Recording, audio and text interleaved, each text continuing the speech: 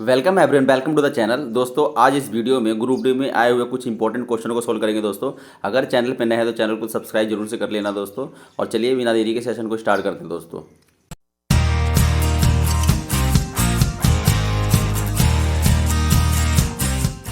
ये रहा दोस्तों पहला क्वेश्चन। देखो क्या कह रहा है पहला क्वेश्चन। यदि कोई संख्या 31 से उतनी ही बड़ी है जितनी वह 75 से छोटी है तो वह संख्या क्या है। देखिए दोस्तों ये बहुत आसान क्वेश्चन है, इसे समझने वाली बात है। यदि कोई संख्या 31 से उतनी बड़ी, मान के चलिए कोई संख्या x है दोस्तों, ठीक है।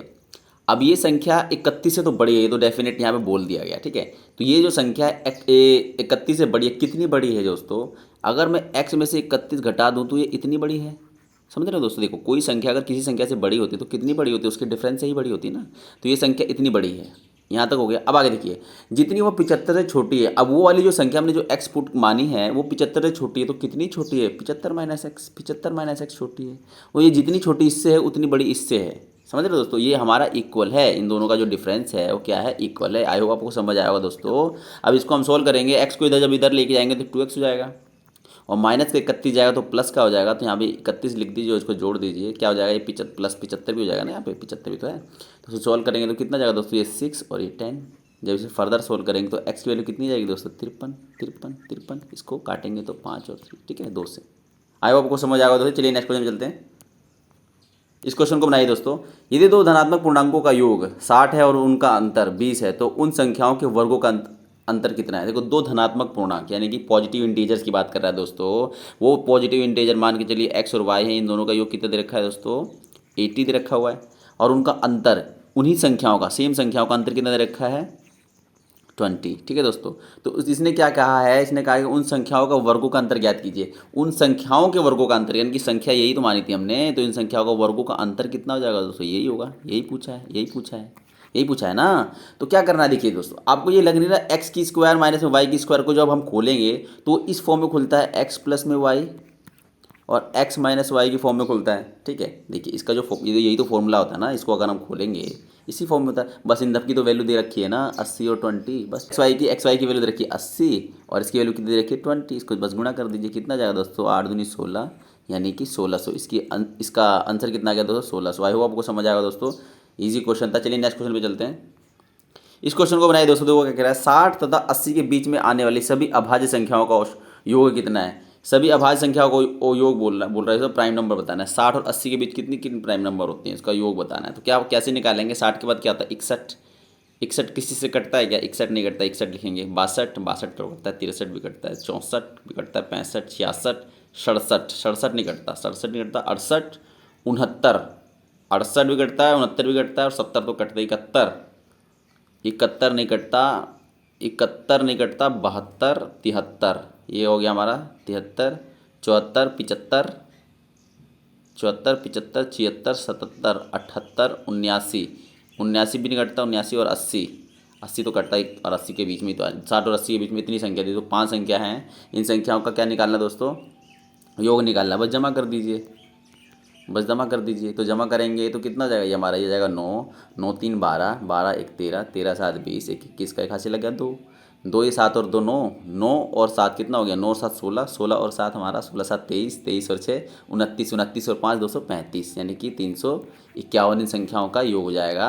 जो 60 और 80 के बीच में अभाज्य संख्या है, उन संख्याओं का योग कितना जाएगा दोस्तों, 351। आई होप आपको समझ आएगा। चलिए नेक्स्ट क्वेश्चन पे चलते हैं दोस्तों। तो क्या कह रहा है, एक परीक्षा में उत्तीर्ण होने के लिए प्राप्त अंकों का प्रतिशत 42% होना चाहिए। यदि अधिकतम अंक 450 हैं तो परीक्षा में उत्तीर्ण होने के लिए कितने अंक प्राप्त करने की आवश्यकता है। सिंपल क्वेश्चन है दोस्तों, टोटल अंक है और 42% ही तो निकालना है, जब भी तो हम पास होंगे। इसमें लिखा हुआ है कि एक परीक्षा में पास होने के लिए 42% चाहिए, और टोटल नंबर भी दे रखा है, टोटल अधिकतम अंक दे रखा है 450। बस 450 का अब 42% निकाल दीजिए, कितना आ जाएगा, 0 से 0 5 से काटेंगे तो 5 नीम 45 और 5 दूनी 10, फिर 2 से काटेंगे तो 2 और 1 21 नीम कितना होता है दोस्तों, ये 189 क्या हो जाएगा हमारा इसका प्राप्त अंक। कितने नंबर आएंगे तो वो पास हो जाएगा कोई भी, ठीक है, इसमें ये लिखा हुआ है। चलिए नेक्स्ट क्वेश्चन पे चलते हैं दोस्तों। चलिए दोस्तों इस क्वेश्चन को करते हैं। देखो क्या बोल रहा है, एक किसी कार्य को 10 दिन में वो भी उसे 12 दिन में कर सकता है। यदि दोनों बारी बारी से एक दिन छोड़कर कार्य करे तो काल कुल कितने दिन में पूरा होगा दोस्तों। देखो अल्टरनेट डे वाला काम है दोस्तों, इसे ए 10 दिन में करता है, बी जो है 12 दिन में करता है। इसका एलसीएम कितना हो जाएगा, 60 हो जाएगा। ये टोटल वर्क होता है जैसे आप जानते हैं, और इसको अगर 60 से डिवाइड करेंगे तो 6 आ जाएगा, ये आ जाएगा 5, ठीक है दोस्तों। देखो अल्टरनेट डे में क्या होता है कि इसमें देखो ये बारी बारी से दिन कार्य छोड़कर कुल कार्य कितने दिन में पूरा होगा। देखिए अल्टरनेट जो काम होता है दोस्तों, एक काम करता है उसके बाद वो छुट्टी ले लेता है, फिर अगला काम करता है फिर वो छुट्टी ले लेता है, ऐसे चलता है। तो हम इसमें प्रत्येक 2 दिन का काम निकालते हैं। तो 2 दिन में कितनी यूनिट का काम हुआ, 11 यूनिट का काम हुआ दोस्तों, ठीक है। अब देखिए 11 यूनिट का काम हुआ, तो अब देखिए 60 यूनिट बनानी है, 2 दिन में 11 बन रही है, तो 11 को 60 के आसपास हमें जाना होगा। कितनी बार में जाएंगे, अगर 5 से मल्टीपल कर दो तो कितना हो गया, 55 हो गया, ठीक है। तो 5 से इधर भी मल्टीपल करना पड़ेगा, तो 10, यानी कि 10 दिनों में 55 यूनिट का काम हो गया, ठीक है दोस्तों। अब बची कितनी दोस्तों, अब हमारे पास बची है, और स्टार्टिंग भी दे हो रहा है, यहाँ पे लिख देते हैं, एक थोड़ा सा इसमें मिस प्रिंटिंग है, स्टार्टिंग विद बी, यानी कि 20 पहले दिन काम कर रहा है, ठीक है दोस्तों। तो देखिए 10 दिन में तो 55 यूनिट बन गई, बची कितनी, 5 यूनिट बची ना, 60 में से 5 यूनिट, 5 यूनिट बचेगी। अब वो कौन करेगा, बी करेगा। बी की इफिशियंसी क्या, एक दिन में बी की इफिशियंसी क्या है दोस्तों, एक दिन में 5 यूनिट बना रहा है, तो अगले जो लास्ट की 5 यूनिट कौन बनाएगा, बी बचाएगा, यानी 10 दिन ये लगेगा प्लस में 1 दिन बी लगाएगा, तो इसका मतलब टोटल कितने दिन लग जाएंगे, 11 दिन लग जाएगा पूरे काम को कंप्लीट करने में। आई होप आपको समझ आएगा दोस्तों। चलिए नेक्स्ट क्वेश्चन में चलते हैं। इस क्वेश्चन को बनाएंगे दोस्तों, देखो क्या कह रहा है, ए एक कार्य को 15 दिन में और बी उसी कार्य को 20 दिन में पूरा करते हैं। यदि ए आधा दिन कार्य करे और बी पूरे दिन कार्य करे तो कार्य कुल कितने दिनों में पूरा होगा। देखिए ए एक कार्य को 15 दिन में करता है, एक कार्य को 15 दिन में करता है, बी उसी काम को 20 दिन में करता है। इनका एलसीएम कितना जगह दे दो, 60, टोटल वर्क हो गया हमारा ये। अब 15 60 को 15 चौके 60, 20 3 60, ठीक। अब देखिए तो ये क्या कर रहा है ना, आधा काम कर रहा है, मतलब एक दिन में वो 4 यूनिट का काम करता है, लेकिन अगर जब आधा करेगा तो इसका मतलब 2 यूनिट का काम करेगा, आधे दिन काम करेगा, तो इसका मतलब यही हुआ ना, पूरे दिन में वो 4 यूनिट बना रहा है, तो आधे दिन में तो 2 यूनिट बनाएगा। और बी जो है, बी क्या कर रहा है, पूरे दिन काम कर रहा है, तो दोनों मिलकर के काम करेंगे तो एक दिन में 5 यूनिट बना, ठीक है दोस्तों, और 60 यूनिट बनानी है, तो 60 यूनिट बनाए तो कितना समय लगेगा दोस्तों, 12 5 60, 12 यानी 12 डे का समय लगेगा, ठीक है दोस्तों। आई होप आपको समझ आया होगा। चलिए नेक्स्ट क्वेश्चन में चलते हैं।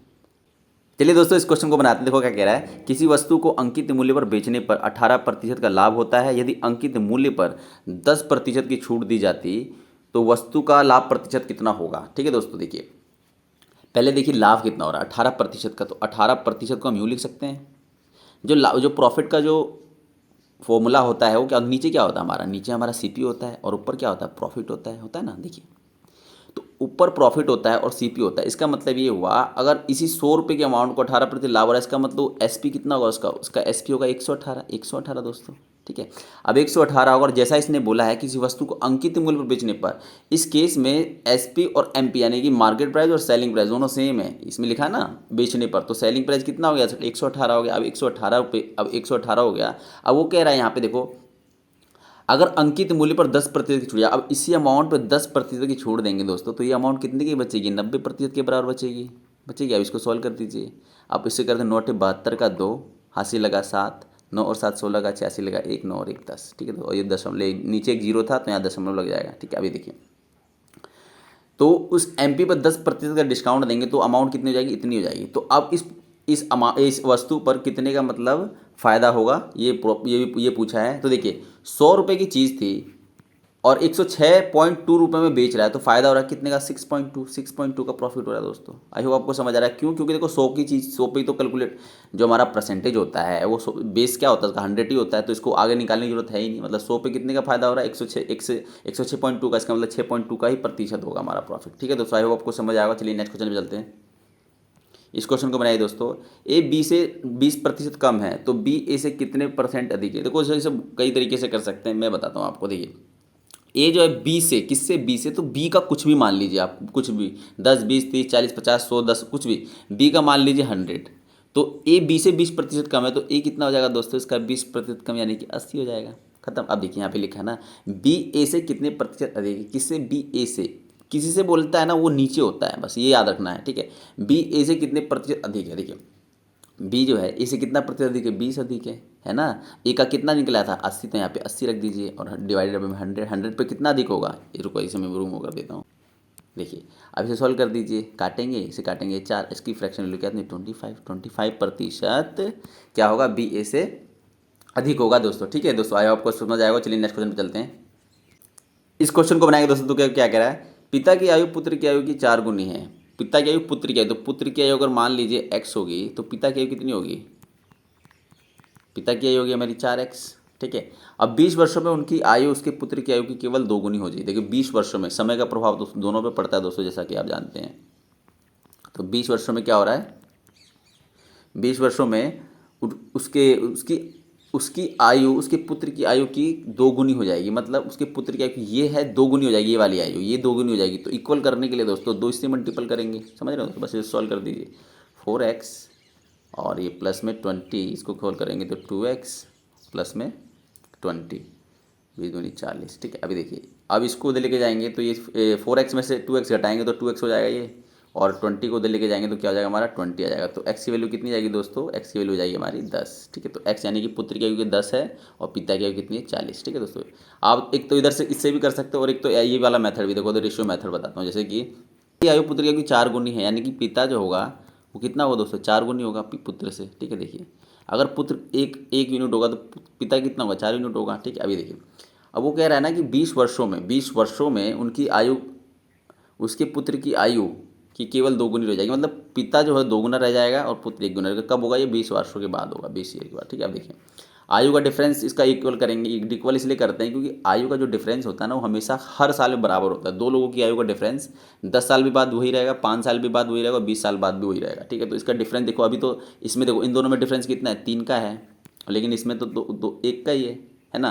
तो इसके डिफरेंस इसको मल्टीपल कर देंगे और इसके डिफरेंस इससे मल्टीपल कर देंगे। अगर देखो 2 में से 1 घटाएंगे तो 1 आएगा, 1 का डिफरेंस इससे मल्टीपल करेंगे तो उसको फर्क तो पड़ेगा नहीं इस पर। ठीक है, लेकिन इसके डिफरेंस से करेंगे तो फर्क पड़ेगा। 3 का डिफरेंस तो इससे मल्टीपल, तो कितना 3 दूनी 6 और 3 कम 3। अब देखिए 4 से 6 हो गया, यानी कि 2 यूनिट बढ़ गया। कितने सालों में, 20 सालों में। तो 1 यूनिट की वैल्यू कितनी होगी, 10 यूनिट, 10 ईयर होगी दोस्तों, समझ रहे हो। बस उसने क्या बोला है, उसने बोला उनकी आयु ज्ञात कीजिए, बस 10 से मल्टीपल कर दिए, 40 आ गया और 10 आ गया, यानी पुत्र की आयु 10 साल और पिता की आयु 40 साल। आई होप आपको समझ आएगा दोस्तों। चलिए नेक्स्ट क्वेश्चन में चलते हैं। इस क्वेश्चन को बनाएंगे दोस्तों। 1600 को 3 भागों में इस प्रकार विभाजित कीजिए कि पहले भाग के 7वें भाग और दूसरे भाग के 5वें और तीसरे भाग के चौथे भाग के बराबर हो। देखिए 3 भागों में बांटना है, तो पहला भाग मान लीजिए एक्स है, दूसरा भाग वाई है और तीसरा भाग जेड है। ठीक है, आप देखिए क्या कह रहा है, ये कह रहा है पहले भाग के 7वां, इसका मतलब इस पहले भाग का पहला भाग तो एक्स यानी इसका 7वां हिस्सा ये बराबर है दूसरे भाग के 5वें हिस्से के। ठीक है, और ये बराबर है तीसरे भाग के चौथे हिस्से से, समझ रहे दोस्तों। बस ये दे रखा हुआ है और 1600 अमाउंट बांटनी। अब देखिए ये इक्वल है सारी की सारी। इक्वल किस कंडीशन में होगा, अगर मैं x की जगह 7 लिख लूँ दोस्तों, देखिए x की जगह 7 लिख लूँ, 7 7 कट जाएगा तो 1 आ जाएगा। y की जगह अगर मैं 5 लिख लूँ तो 5 से 5 कट जाएगा 1 आ जाएगा। अगर z की जगह 4 लिख लूँ तो 1 से 1 कट जाएगा, 4 से 4 कट जाएगा, नहीं 1 आ जाएगा। देखो सारी कंडीशन में इक्वल आ गया, 1 1 1। इसका मतलब एक्स वाई जेड की जो वैल्यू है वो कितनी है दोस्तों, 7 5 4 है। ये रेशियो आ गया ना एक्स वाई जेड का, समझ रहे हो दोस्तों।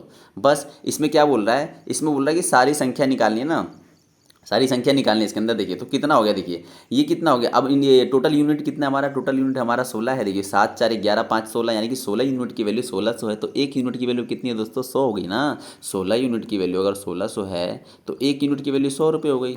बस 100, 1 यूनिट की वैल्यू अगर 100 रुपये तो 7 यूनिट की वैल्यू 700 नहीं हो जाएगी, और 5 यूनिट की वैल्यू 500 हो जाएगी, और 4 यूनिट की वैल्यू 400 हो जाएगी। तो इसका मतलब संख्याएँ क्या है हमारी, जो इसका रेशियो होगा 1600 को मतलब 700 500 और 400, ये इन सबके हिस्से हैं एक्स वाई के। ठीक है दोस्तों, आई होप आपको समझ आएगा दोस्तों। चलिए नेक्स्ट क्वेश्चन पे चलते हैं। चलिए दोस्तों इस क्वेश्चन को बनाते देखो क्या कह रहा है। यदि आयत की लंबाई 15% बढ़ा दी जाती है और चौड़ाई 20% घट जाती है तो आयत के क्षेत्रफल में परिवर्तन ज्ञात कीजिए। दोस्तों इसको हम 2 तरीके से बता देखिए, ये जो है ये इसका कहानी है, इसकी हिस्ट्री क्या है। हिस्ट्री ये है इसकी, देखिए कोई एक आयत है, उसकी लंबाई चौड़ाई पहले कुछ रही होगी, अगर उसकी लंबाई और चौड़ाई में हम चेंजेस करते हैं तो उसके क्षेत्रफल पर क्या प्रभाव पड़ता है ये दिखाता है। तो हम जो पहले कुछ होगी ना, हमें तो पता नहीं, तो कुछ भी मान लीजिए। अगर मान लीजिए लंबाई मैं अगर इसकी 20 मान लूँ, ठीक है, और चौड़ाई जो है यानी कि ब्रीथ मान लूँ इसकी कितनी 10 मान लूँ, ठीक है पहले, तो इसका क्षेत्रफल कितना जाएगा, 200 यूनिट हो जाएगा दोस्तों। ठीक है, 200 जाएगा क्षेत्रफल। अब देखो क्या क्या कह रहा है, अब कह रहा है अगर लंबाई में 15% की बढ़ोतरी कर दे, 15% बढ़ाएंगे दोस्तों, अगर 20%, 10% 2 हो गया, 10% 2 हो गया, 10 का आधा यानी 1 हो गया, यानी कि 15% कितना हो गया, 3 हो गया, यानी 20 से कितनी हो जाएगी अमाउंट, वो 23 हो जाएगी। ठीक है दोस्तों, मतलब 20 को मैं 15% बढ़ा दिया, 23 हो गई।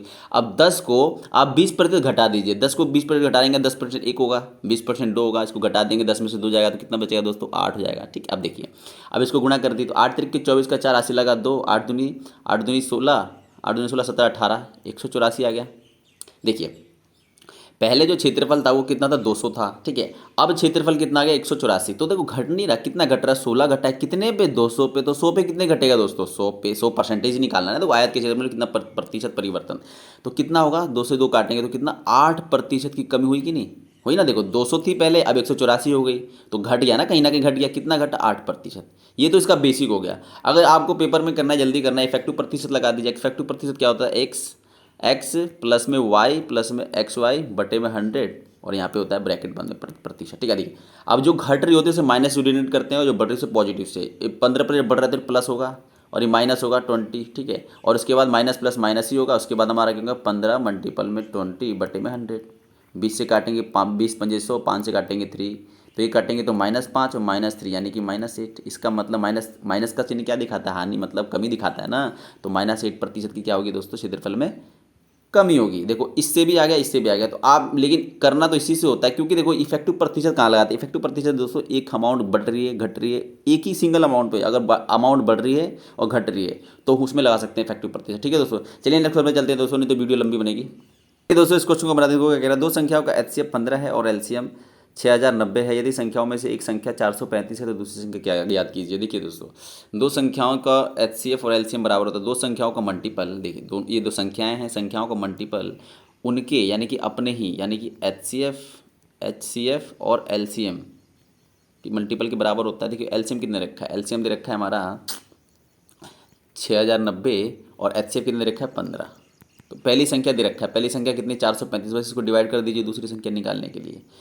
435 को डिवाइड करेंगे इससे तो पहली संख्या आ जाएगी, बस सोल्व कर दीजिए। 5 से काटेंगे, 5 अठे 40 और 5 सते 35, 5 3 15। ठीक है, ऐसे करेंगे तो कितने से बजाएगा? ये 7 बार में जाएगा, ये 7 बार में जाएगा। 7 2 49 और 7 अठे 56 और 4 60, यानी कि 7 बार में जाएगा। ये 70 हो गया ना। देखिए अब 7 तरीके कितना होता है दोस्तों? 21 और 1 यानी दूसरी संख्या क्या है हमारी? दूसरी संख्या 210 हो जाएगी। आई होप आपको समझ आएगा। चलिए नेक्स्ट क्वेश्चन पे चलते हैं दोस्तों। चलिए दोस्तों इस क्वेश्चन को बनाते देखो क्या कह रहा है। ए और बी एक ही समय एक दूसरे से 240 किलोमीटर की दूरी पर स्थित दो अलग अलग स्थानों से एक दूसरे की ओर चलना शुरू करते हैं। ए और बी की चालों का जो अनुपात है 5:7 है, और बी की चाल 84 किलोमीटर प्रति घंटा है। तो ए और बी कितने मिनट बाद, मिनटों में पूछा है दोस्तों, कितने मिनट बाद एक दूसरे से मिलेंगे। देखिए एक निश्चित दूरी 240 है, ए जो है इधर चल रहा है और बी जो है इधर चल रहा है, ये कंडीशन है। ठीक है, जब दोनों एक दूसरे की तरफ आते हैं तो इनकी स्पीड क्या होती है? तो जुड़ जाती है। ठीक है, अब देखिए क्या कह रहा है। चाल दे रखा है, बी की चाल कितनी? 84, और इनका अनुपात भी रखा है। देखिए यानी कि 7 यूनिट की वैल्यू 84 है, तो 1 यूनिट की वैल्यू कितनी जाएगी दोस्तों? 7 एकम 7, 7 दूनी 14, 12 हो जाएगी। 12 हो जाएगी ना। तो 5 यूनिट की वैल्यू कितनी जाएगी? 12 पंजे 60, यानी कि जो ए की जो चाल हो जाएगी वो आ जाएगी मेरी 60 किलोमीटर पर आवर। ठीक है, और बी की चाल दे रखा है हमारे 84 किलोमीटर पर आवर, और हमें जैसे पता है कि सेम डायरेक्शन में एक दूसरे की तरफ आते हैं तो चाल क्या हो जाती है? जुड़ जाती है। तो चाल कितनी हो जाएगी दोस्तों? चाल हो जाएगी ये मेरी 4 और ये 6 4 14 यानी 144 किलोमीटर पर आवर। इसका मतलब इस दूरी को ही तो कवर करेंगे। देखो ये इधर जा रही है, ये इधर जा रही है, तो 240 किलोमीटर की दूरी दोनों साथ में तय करेंगे ना। तो यानी कि 240 किलोमीटर की जो दूरी है, ये डिस्टेंस है, अगर इस चाल से तय करेंगे तो कितना समय लगेगा, वही पूछा है। वही इसलिए पूछा है क्योंकि ये जो समय आता है वही समय इनके मिलने का समय होता है। ठीक है, तो ये तो घंटे में आएगा ना दोस्तों, मिनट में बोला तो 60 से मल्टीपल कर दीजिए। समझ रहे हैं? बस इसको सॉल्व कर दीजिए। कैसे करेंगे देखिए, 144 से क्या याद आ रहा है आपको? 12 का मल्टीपल याद आ रहा है, 12 तो इसे 12 से सीधा काटेंगे तो 12 आएगा, और 12 दूनी 24 होता है। ठीक है, और फिर 12 पंजे 60 हो जाता है दोस्तों। ठीक है, अब इसे सॉल्व करेंगे कितना हो जाएगा दोस्तों? 100 मिनट, क्योंकि मिनट में निकाला ना हम, 60 से मल्टीपल करें तो कितना हो जाएगा? 100 मिनट बाद वो एक दूसरे से मिल जाएंगे। आई होप आपको समझ आया होगा। चलिए नेक्स्ट क्वेश्चन पे चलते हैं दोस्तों। तो इस क्वेश्चन को बनाते हैं। देखो क्या कह रहा है। एक पूल में 3 नल है, पूल को भरने में पहला नल 4 दिन लेता है, दूसरा नल 2 दिन लेता है, और तीसरा नल केवल 12 घंटे लेता है। यहाँ पे देखना दोस्तों, ये 12 घंटे में दे रखा हुआ है। ठीक है, यहाँ पे 12 घंटे में दे रखा है और दिन दिन में दे रखा है। पहले इनकी क्वांटिटी को सेम करेंगे। तीनों नल का उपयोग करते हैं, पूल भरने में कितना समय लगेगा। देखिए जो पहला नल है, 3 नल है, पहला नल जो है 4 दिन लेता है, इसे घंटे में बदल लेंगे कि छोटी इकाई में बदल लेंगे तो ज़्यादा बेटर रहेगा। देखिए एक दिन में 24 घंटे होते हैं। ठीक है दोस्तों, एक दिन में 24 घंटे हो तो 4 दिन में कितने हो जाएंगे? 96 घंटे हो जाएंगे, 96 आवर हो जाएंगे। और 2 दिन में कितने घंटे हो जाएंगे दोस्तों? एक दिन में 24 है, 2 दिन में कितने हो जाएंगे? 48 घंटे हो जाएंगे। यानी कि बी जो टंकी है, जो नल है, उस टंकी को भरने में 48 घंटे लेता है, और ए जो है 96 घंटे लेता है, और तीसरा नल यानी कि सी वो 12 घंटे लेता है। ठीक है दोस्तों, बस इसका एलसीएम निकाल दीजिए। ठीक है, अब इसका एलसीएम कितना हो जाएगा दोस्तों? एलसीएम इसका 96 हो जाएगा। ठीक है, अब 96 को 96 से डिवाइड करेंगे तो एक आएगा हमारा टोटल लीटर उस टंकी में आ रहा है। ठीक है, अभी 48 के अंदर 48 दूनी 96 यानी कि 2 आएगा, और ये इससे करेंगे तो कितना? 12 6 72, 12 7 84, 12 8 96, 12 8 96। ठीक है दोस्तों, ये हो गया। अब देखो तीनों को एक साथ खोला जाता है, तो तीनों अगर सेत में खोलेंगे तो 1 घंटे में कितना पानी भरेंगे? 1 घंटे में कितना होंगे? 11 लीटर भरेंगे। ठीक है दोस्तों, भरना कितना है 96 लीटर। बस 96 को 11 से डिवाइड कर दीजिए, कितना आएगा दोस्तों, इसको करेंगे तो 8 बार में जाएगा 88 हो गया, 88 हो गया। और कितना बचेगा हमारे पास 8/11 घंटे यानी एच। ठीक है दोस्तों, इसका मतलब 8 घंटे, 8 सही 8/11 घंटे लगेगा उस पूरी टंकी को भरने में। ठीक है दोस्तों, आई होप आपको समझ आएगा। चलिए नेक्स्ट क्वेश्चन पे चलते हैं। इस क्वेश्चन को बनाएंगे दोस्तों, देखो क्या कह रहा है। ए एक कार्य को 18 दिन में समाप्त कर सकता है, बी उसी कार्य को 15 दिन में समाप्त कर सकता है। उन्हें एक साथ काम करना शुरू किया, लेकिन बी ने काम खत्म होने से 7 दिन पहले, ये बहुत इंपॉर्टेंट क्वेश्चन आ रहा है बार बार एग्जाम में, पहले काम को छोड़ दिया। तो ए और बी ने मिलकर कितने दिनों तक कार्य किया। देखिए ए जो है किसी काम को कितने दिन में कर रहा है 18 दिन में, ठीक है, और बी उसी काम को कितने दिन में कर रहा है 15 दिन में कर रहा है। ठीक है, तो इसका एलसीएम ले लेंगे दोस्तों। उसके बाद देखिए ये टोटल हमारा आ गया, टोटल यूनिट हो गया, टोटल काम आ गया, टोटल वर्क। अब 18 को से कर तो 18 पंजे 90 होता है और 15 छक्के 90 होता है। अब देखिए क्या कह रहा है, ये कह रहा है बी ने ना काम खत्म होने से 7 दिन पहले काम छोड़ के चला गया। किसने, बी ने। बी की इफिशियंसी क्या होगी दोस्तों, एक दिन में 6 यूनिट आ गई। तो बी तो चला गया ना, 7 दिन पहले बी चला गया, तो जो 7 दिन जो बचे हुए हैं वो कौन काम करेगा, बी चला गया तो यही बचा हुआ है। तो एक कितना काम करेगा 5 यूनिट का, तो 7 दिन में कितना करेगा 7 पंजे 35, यानी कि 35 यूनिट लास्ट 7 डे में वो करेगा। तो बची कितनी, देखो 35 यूनिट उसने साथ में अकेले करी है, तो जो बची हुई यूनिट है वो दोनों ने साथ मिलकर के किया होगा। तो बस इसमें 90 यूनिट में से 35 यूनिट घटाएंगे तो 5 आएगा, और इसमें से एक हासिल ले लिया हमने, तो 8 में से 3 जगह 55, यानी कि 55 जो यूनिट है उन लोगों ने क्या किया होगा, साथ में काम किया होगा। तो साथ में जब काम किया होगा तो ए कितना यूनिट बना रहा है 5 यूनिट, और बी कितना बना रहा है 6 यूनिट, यानी कि मिलकर के वो 11 यूनिट बना रहे हैं। ठीक है दोस्तों, 11 यूनिट बना रहे हैं एक दिन में। ठीक है, एक दिन में 11 यूनिट बना रहे, तो 55 यूनिट बनाने के लिए कितना दिन लगेगा, बस 11 से डिवाइड कर देनी, 5 दिन लगाएंगे। 5 दिन इसमें लगा दोस्तों, और 7 दिन बी तो चला गया और 7 दिन ए ने लगाया, तो 5 इसमें और 7 उसमें। तो टोटल कितना, टोटल पूछा है कितने पूछा है, नहीं, इसने सिर्फ बोला है कि ए और बी ने मिलकर कितने दिन तक कार्य किया। तो 5 दिन तक उन्होंने मिलकर के काम किया। ये पूछ ले तो ऐसे लगा दो। अगर ये पूछेगा टोटल उस काम को करने में कितना समय लगा, तो 7 इसमें मल्टीपल हो, तो उस केस में हमारा 12 दिन आंसर होगा दोस्तों। आई होप आपको समझ आएगा। चलिए नेक्स्ट क्वेश्चन पे चलते हैं। इस क्वेश्चन को बनाएंगे दोस्तों, देखो क्या कह रहा है। दो व्यक्तियों की आयु का अनुपात 7:5 है, और उनके उनके संबंधित वयों का अनुपात कितना है, 9:7 है। प्रत्येक व्यक्ति के संबंध में आय ज्ञात कीजिए यदि क्रमशः वो 1700 और 1100 रुपये बचाते हैं। देखिए आय दे रखा है, आय देखो अनुपात क्या होता है दोस्तों, देखो अनुपात जो होता है, देखिए कोई रकम रही होगी पहले एक्चुअली, उसके बाद उन दोनों को काटा गया होगा, काटने के बाद जो बची हुई अमाउंट जो नहीं कटती है उसी को तो रेशो कहते हैं। इसका मतलब जो अमाउंट कटती है ना वो सेम कटती है, इसीलिए हम इसको एक्स से मल्टीपल करते हैं या वाई से मल्टीपल करते हैं। इसका मतलब जो भी मल्टीपल करेंगे सेम रकम से मल्टीपल करेंगे। ठीक है दोस्तों, तो देखिए अगर इसका अनुपात रखा है तो इनकम कितनी कितनी जाएगी 7x और 5x मान लीजिए। ठीक है, अब देखिए इनकम उनकी 7x है, जो भी इनकी आय है वो 7x है। उन्होंने खर्चा कितना किया है, सर खर्चा किया 9:7 में, तो इसमें क्या गुणा होगा, इसको मान लीजिए 9y और 7y मान लीजिए। ठीक है, इसका मतलब ए ने 9y खर्चा किया है, उसका जो एक्सपेंडिचर है उसकी जो व्यय है वो कितना 9y है, और बी की कितनी है दोस्तों, दो व्यक्ति है ना, दोनों व्यक्तियों को ए बी मान लीजिए, तो बी कितना कर रहा है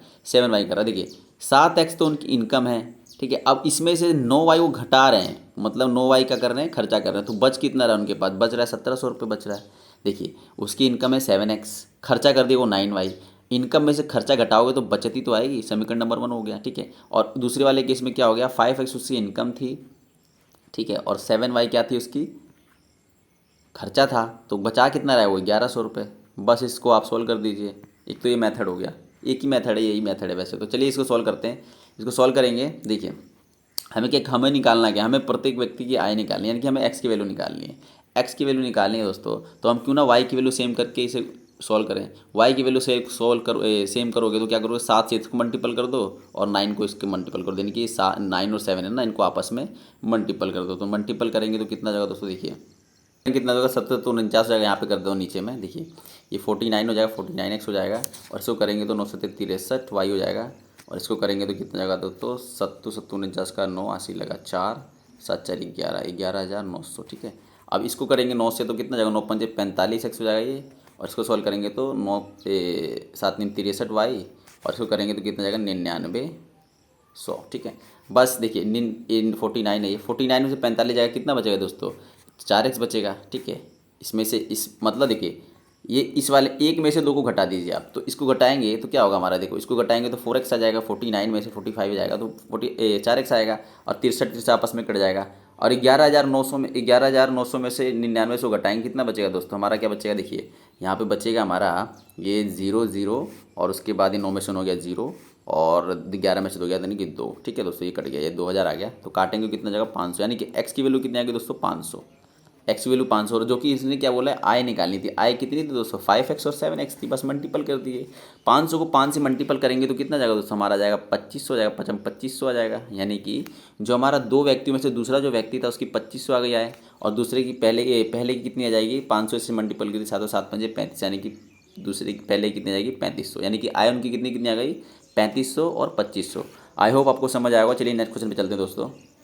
को बनाएंगे दोस्तों। देखो क्या कह रहा है क्वेश्चन, एक वस्तु को 832 रुपये बेचने पर अर्जित लाभ उस वस्तु को 438 रुपये बेचने पर हुए नुकसान के बराबर है। देखिए दोस्तों, पहले कंडीशन के देखिए क्या कह रहा है, एक वस्तु को 832 में बेचने पर अर्जित लाभ। देखो पहले कंडीशन में क्या हो रहा है दोस्तों, लाभ हो रहा है। देखिए लाभ कब होता है, जब हमारा एसपी यानी कि सेलिंग प्राइस कॉस्ट प्राइस से ज़्यादा होता है। ठीक है, देखिए सेलिंग प्राइस क्या होता है, जब ज़्यादा होता है। मान के चलिए कुछ सीपी रहा होगा पहले इसका, है ना। अब जब सीपी रहा होगा तो एसपी कितना है, एसपी इसका 832 है, तो 832 ज़्यादा होगा ना। 832 में से जब हम घटाएंगे, 832 में सीपी घटाएंगे तो इतना ज़्यादा होगा, जैसा कि बोल रखा है अर्जित लाभ उस वस्तु को।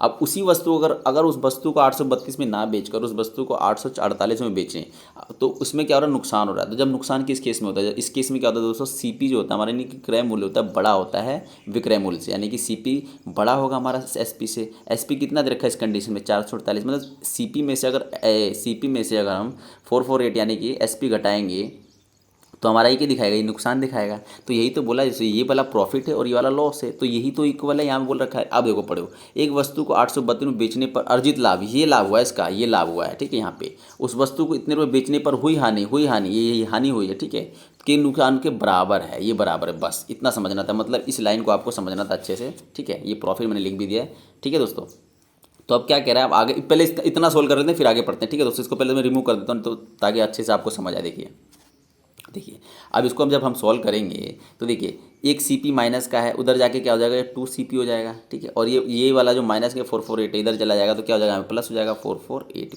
जमा करेंगे कितना हो जाएगा 8 2 10 का 0 ऐसे लगा 1 4 4 8 और ये कितना जाएगा 8 4 12। ठीक है दोस्तों, अब 2 से काटेंगे तो 6 और ये 4 0, यानी कि सीपी कितना हो गया दोस्तों 640 हमारा, यानी कि क्रय मूल्य यानी कि कोर्स प्राइस जो है हमारा कितना हो गया 640 रुपये हो गया। अब देखिए 640 की चीज़ को कितने में बेचें कि 50% का क्या हो लाभ हो। बस इसका 150% निकाल दीजिए दोस्तों। 150% जब निकालेंगे तो कितने से कटेगा, 0 से 0 कट गया, फिर ये 0 से ये 0 कट गया। बस इसे 15 और 64 गुणा कर दिए तो 15 चौके कितना होता है 60 होता है। 60 का 0 ऐसे लग गया 6, 15 6 90 और 6 96, यानी कि 960 रुपये होगा दोस्तों उसका विक्रय मूल्य, यानी कि हमारा आंसर कितना हो जाएगा 960 रुपये।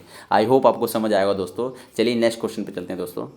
इस वीडियो सेशन में सारे क्वेश्चन सोल्व हो दोस्तों। अगर वीडियो पसंद आए तो वीडियो को लाइक जरूर करें दोस्तों, और चैनल पर नए हैं तो चैनल को सब्सक्राइब जरूर करें दोस्तों। मिलते हैं किसी नेक्स्ट वीडियो में, तब तक के लिए जय हिंद दोस्तों।